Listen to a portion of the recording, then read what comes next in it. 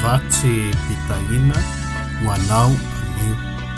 Ny bokyny apokalipsy toko voalohany ny andininy fahavalo no andraisantsika mpitahina indray amin'ity androandroany ity amin'ny anaran'i Jesosy. Izao no alfa sy omega, hoy ny Tompo Andriamanitra, ilay ankehitriny sy taloha ary ho avy teny jito. Amen. Andriamanitra izay manatrika antsika mandrakizay, Jehova ry havana. Hatrany am-boalohany ka hatrany am-piafarany izao rehetra izao, dia voamarina fa teo foana izy.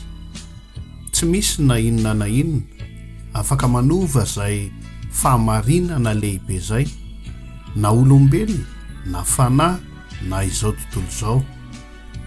Raha zany no izy dia mazava zany, ary mafisina mihitsy fa zanaky ny Andriamanitra izay eo mandrakariva ho anao, izao sy ianao.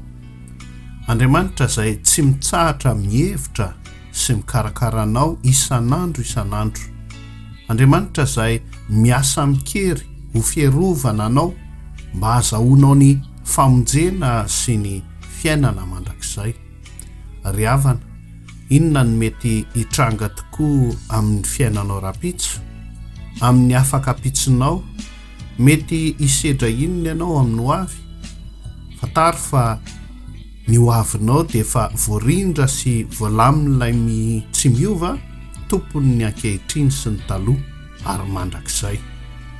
Mitranga izay mitranga ary mandalo izay mandalo, fa ianao dia zanak'Andriamanitra. Asan'ny tanan'Andriamanitra ianao ka dia adidiny. Aza manahy ry havana, aza manahy. Vavaka isika. Jesosy malalo, misaotra anao indrindra izahay amin'izay nitantananao anay hatrizay ka hatramin'izao ankehitriny izao.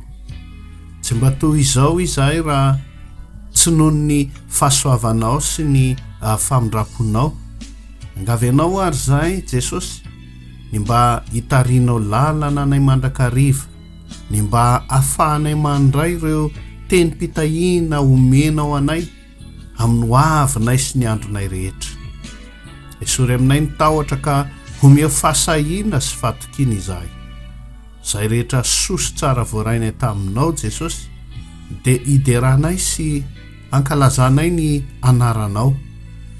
Teo amin'izay tsy namalinao vavaka anay kosa Tompo, noho ny fahalavonay sy izay mety hota nataonay, dia hifona anay tanteraka aminao zany. Mino izay fa ny ampitsonay manomboka eto, manomboka amin'ity androany ity indray, dia efa eo am-pelantananao satria malala eo masinao izahay.